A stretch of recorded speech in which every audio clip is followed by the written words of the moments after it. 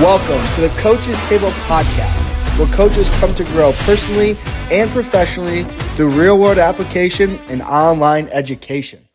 What is going on, everybody? Wow, December is here, and December is here. Wow, it's crazy how fast the fall flies by when you have so much going on and when you have all the fun sports to watch, which is really cool and fun. And that's always a great time. So it's crazy. Christmas is here. I don't know about you guys, but Christmas music is literally the best.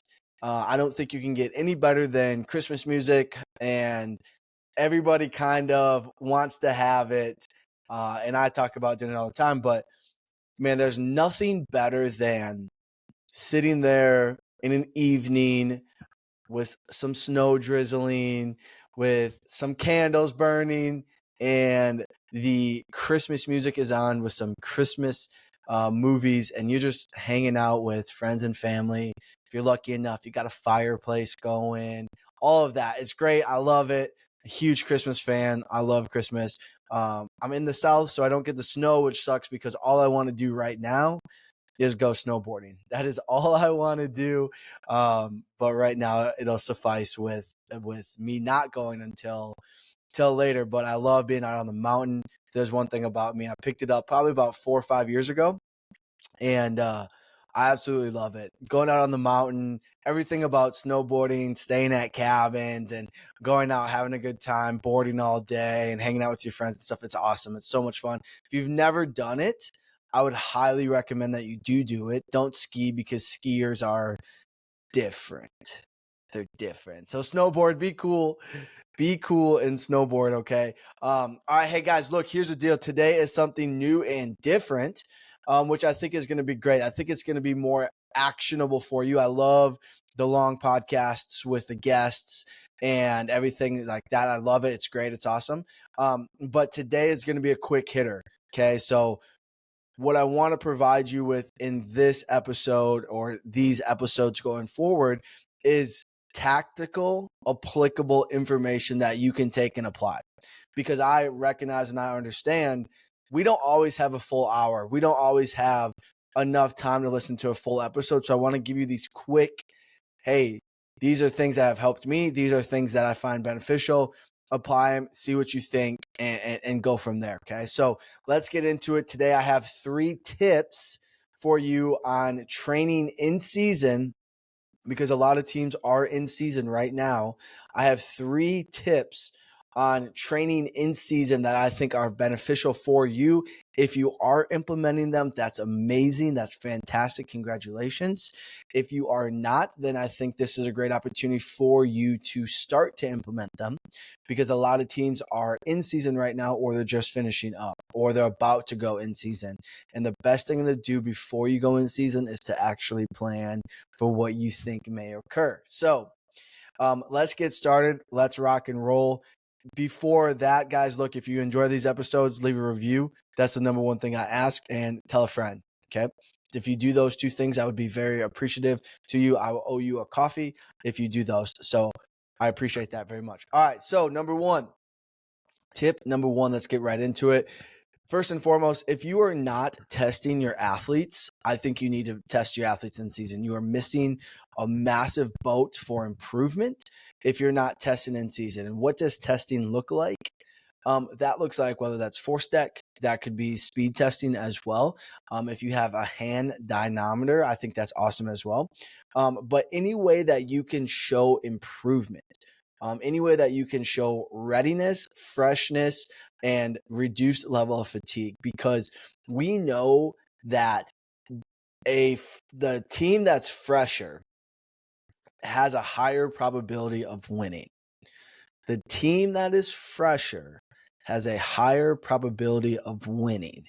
And the reason for that is because when you are fresh, your central nervous system is fresh, you're not fatigued, you are recovered, is that you can make decisions faster, you can make decisions better, so you can make better decisions, you can visualize and see things better instead of in a state of fatigue and chaos, and you can execute your skills better. Okay, you can do all those under a state of freshness. You're faster, you can jump higher, you're stronger, etc. Now, that's not the tip. That's just an extra thought process. The tip is this: reduce your number of reps, but add sets.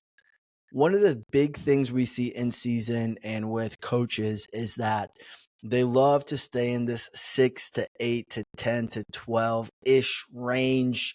And I'm not saying don't ever do that, but what I'm saying is I found a lot of success with athletes in health when you go like 5 and below, especially in season, 5 reps and below, especially in season.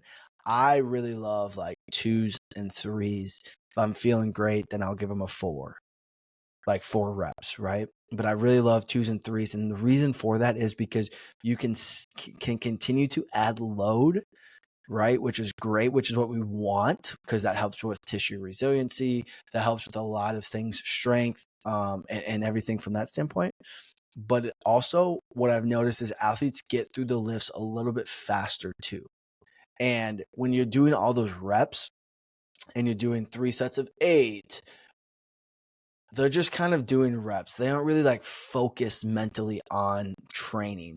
They're just doing them to do them and be done with them. Whereas if you go doubles, triples, singles, because there's more weight, they have to mentally focus on the reps in itself. And it's only 3 reps, which is easy for them, easy in regards of like mental focus. Whereas if you're doing 8s, 10s, 12s, it's just like they're just ready to be done with it more than anything. So they're just kind of going through the motions. And so I add sets. So it might be 5 sets of 3, 5 sets of 2, 6 sets of 3, which kind of sounds like a lot, but they go through those sets a lot faster. I don't want to say a lot faster, but they go through them faster, and you're getting a lot of things from a strength coach perspective that we want to help them with that, right? And so I think that's something that's really important. A lot of times coaches are trying to add reps. And the thing is, they go lightweight, more reps, and that's actually more fatiguing for the athlete than more weight, less reps. And you can calculate that out from a load standpoint. You can calculate it out from a multitude of other standpoints. So my recommendation for you on this particular tip is less reps, more sets. And I think that should be an all year thing personally. But you do what you wish, but especially in season, I find it best to do less reps and more sets. Okay, moving on to tip number 2. This one I think a lot of people will understand and are probably already doing this. And if you're not, you should definitely implement this. But reducing the range of motion is such a massive benefit for athletes in season, because they are moving all the time. Practice is increased or is difficult, but the thing is the game. So we want the guys to be fresh, right? That's the big thing, is that you want your athletes to be fresh when it comes time to actually play the game, because the freshest team has the highest probability of winning the game. And so in order to continue to do high outputs, in order to continue to help keep your athletes healthy and keep them strong and doing all the things that you want them to do without breaking down the tissue as much and without causing a mass amount of soreness, one of the big things that I implement is reducing the range of motion. And what this allows for you to do is you can continue to load your athletes, which is a good thing, which is great. It helps keep them healthy, which is another benefit, but it also helps them feeling strong and keeping their tissues resilient. Now, that doesn't mean every single exercise needs to have a reduced range of motion. Maybe some of your accessories, you're doing full ranges of motion, and then doing other stuff with that, but also on the main compound movements that I really like to program, they're doing reduced ranges of motion.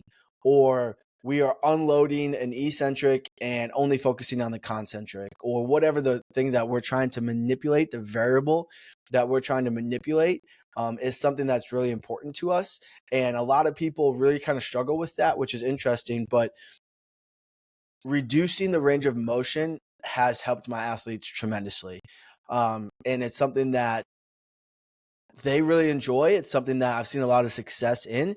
And if you aren't doing that, especially in the in season, I would highly recommend for you to do that, really.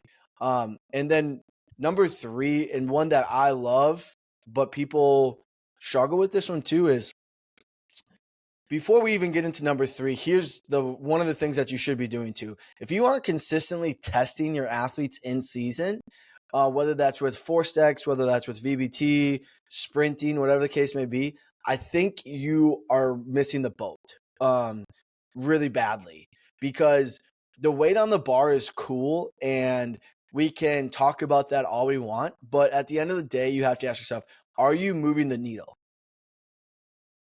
Like, are you moving the needle? And if not, are we just adding fatigue for the sake of adding fatigue? And what you see a lot of times is like athletes will train 4 days a week, or I've noticed this a lot, 4 days a week, 5 days a week. And they do the physical component of things, right? So if you understand the 4 coactive model, you'll know that there's the physical, psychological, tactical, and technical, and they all encompass like player health, right? What I see a lot of times with athletes that aren't getting playing time, that aren't the guy, that aren't, getting what they want out of it, is they hyper focus on the physical component, which isn't necessarily a bad thing, but it's also the thing that may be stopping them from getting on the court, the field, etc. And it's really interesting to see, the more that I look at this and the more I kind of like break things down, is a lot of times it's they hyper focus on the physical realm, because maybe it's a thing that shows like I'm doing work, I'm getting better, I'm getting stronger, I'm getting leaner, which is all great. Don't get me wrong. And like you need that. And the physical component is definitely there. But a lot of times, if they aren't playing, it could be other things besides they aren't physically prepared for the game, right? And so you have to ask yourself, like, do you just need more skill work? Do you need to understand the game better? Do you need to be able to see the court, the field better? Do you need to understand the offense better? Do you need to try harder on defense? Do you need, like, there's so many other things that come into play as to why an athlete may or may not be particularly getting playing time. But a lot of times you'll see them hyper focus on the physical realm, which again is not a bad thing, but you have to ask yourself, is that what's going to help them get on the court, the field, whatever? Is that what's going to help them get playing time?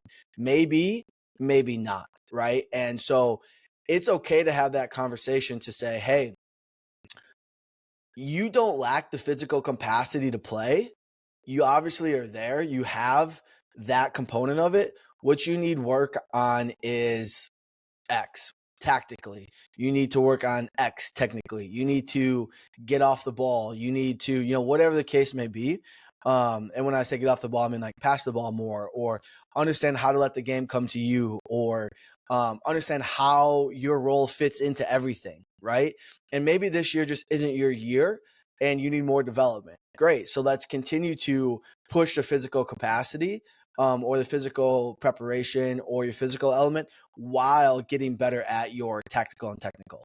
And so a lot of them struggle with that because they just the physical is the easy to see, and I love it, because as strength coaches we're all like, yeah, come work on the physical thing, because that's our domain, right? But we have to ask ourselves, is that what's pushing the needle, right? Or is it, hey, you're training 3-4 days a week, which is more than enough and more than sufficient in season. Let's get you better at studying more film. Let's get you better at, hey, when you're in the game, can you recognize the situations and where you need to make a pass? Because that's probably more important and going to benefit the team more so than if you add 5 pounds to your bench right now. You know what I'm saying? Like, just kind of understand those two. If an athlete's adding 5 pounds to a bench in season, which is cool, but like, is that benefiting the team, and does that contribute to wins and losses? Maybe, maybe not. Or would it be better if they spent more time trying to understand when they're in a situation in a game, they should make X decision instead of Y, because that flows with the offense better, or hey, when you're switching on defense or whatever the case may be, that stuff probably has a larger impact than an athlete adding 5 pounds to the bench in season. I'm not against that. I'm just saying understand what moves the needle more, right? From an athletic perspective, in regards of like, are you going to help the team? From that standpoint, because a lot of athletes will think, I'm not playing because I don't have the capacity, I don't have the physical preparation, etc., to be on the court. And that may be true for some of them, but that probably isn't true for most of them, right? So just kind of understand that. A little tangent. It's just something to wrap our brains around as strength coaches, because yeah, we love guys in the weight room. I think that's why a lot of us became strength coaches in the first place, is like, hey, we want to be in the weight room too. We like lifting weights. It's easy. We can lift, we're strong, etc. But part of our role, part of our job as the team, inside the team, is to help the team. And so we have to ask ourselves the question as well. It's like, hey, if this guy who's 6, 7, 8 off the bench, or is a second stringer, or whatever the case may be, if they add 5 pounds to their bench in season, or their squat, or their reverse lunge, or whatever exercise it is that going to benefit the team right now? Maybe, maybe not. Or, hey, you need to make this better decisions. You need to be able to recognize the situations. You need to be able to understand where we're at in these games and how you can impact them. So if you do get minutes, and even if they're low, you can make the right decisions rather than just trying to do something yourself and prove to other people, hey, that you're capable. So those are conversations that you should be having with not only your coaches, but those athletes as well, because I'm sure you have a couple of athletes that are really hyper focusing on the physical component in season, which may or may not be the needle to push during that point in time. Okay, sorry, little side tangent, but I hope that makes sense to you, because it's something that I see and have seen for a while, and we just have to be honest with ourselves, right? That's really what it is. Okay, the last tip, third tip, in regards of how can we adjust our in-season training. One that I love, one that's my go-to, especially for athletes in season, is adding isometrics. And it's something that I think should be in your programs all year, personally. But a lot of times what occurs is we don't do ISOs in season. And the reason why I'm a big fan of them in season is because it obviously helps the tendons. It obviously helps that component, the joints, to help them feel better. But you can also do them on the road, and they don't require that much equipment. And it's a low cost, i.e., it doesn't add that much fatigue. It doesn't require athletes to be in there for 50 minutes, an hour. But if you come in and you hit 2, 3 sets, 4 sets of ISOs, and you're putting a high output out, you are helping them maintain and get stronger, while hopefully helping their joints feel good too, helping their tendons feel good, which is something that's really important given the field or court or the surface area in which you play on. And then also you can get them in and get them out rather quickly, which is stuff that is really what you want. Hey, come in, let's hit 30 minutes, 40 minutes, and bounce. And you can get a lot of good work done in that time frame while doing this stuff that helps keep them healthy. It also, one thing that I've noticed is that when you do more ISOs, is that it shows more on force stack testing. And what I mean by that is like your level of differential in regards of where you were at compared to where you are at isn't as great, because you're continuing to stimulate the central nervous system, you're continuing to stimulate those muscles and everything that goes along with that. And so then when you do put force into the ground, because that's what ISOs are, like you put in force into the ground, when you jump, when you do IMTPs, etc., your differences aren't that great. And so it's something that I've had a benefit of seeing, and it's something that I've seen like, cool, we're getting better by doing less, and that's great. Or not always constantly loading and concerned about the weight on the bar. And so that's something that I've had a lot of benefit with, something that I've seen and will continue to do. So if you are not doing those three, then I think that's stuff that you should highly consider in regards of tactical components of like, hey, I should add some isometrics, I should reduce the range of motion, and then test my athletes, and I should add sets, not reps. Those are kind of put it all together. Add sets, not reps, reduce range of motion, and increase weight, which is a good thing. And then add isometrics. And if you do that, let me throw a bonus one in for you too. One that I've been experimenting with this year is not programming more than 2 compound lifts a day. And I found that to be extremely beneficial. Athletes feel really good, and you hit 2 compound movements where we're still getting big muscle groups, and then I don't want to say a lot of accessories, but a decent amount of them, and it's done really well. They feel great. Strength's gone up, cool, but primarily their readiness is continuously there. So we're still getting what we want as strength coaches, but we aren't overstimulating. We aren't annihilating our athletes. We aren't making them so sore they can't play the game. So I've been limiting my major compound movements to 2 per session, and it's worked out pretty well so far, knock on wood. But that's a bonus for you. So I hope you guys got something from this. If you guys did, this little quick hitter, do us a huge favor and share the show. That's the only way the show grows. So if you guys got benefit from this small, quick, tactical episodes, things that I've found to be helpful for me that hopefully can be helpful for you as well, do us a huge favor, share the show, okay? That's all that we ask, and that's the only way the show grows. Want to say thank you for continuing to listen, and do us a huge favor and leave a review. That's the biggest thing. If you could leave us a review, that would be awesome, because that tells other coaches, that tells other people that this is important and it's worth their time of listening to. So if you would do that, that would be much, much appreciated. Catch y'all on the next one.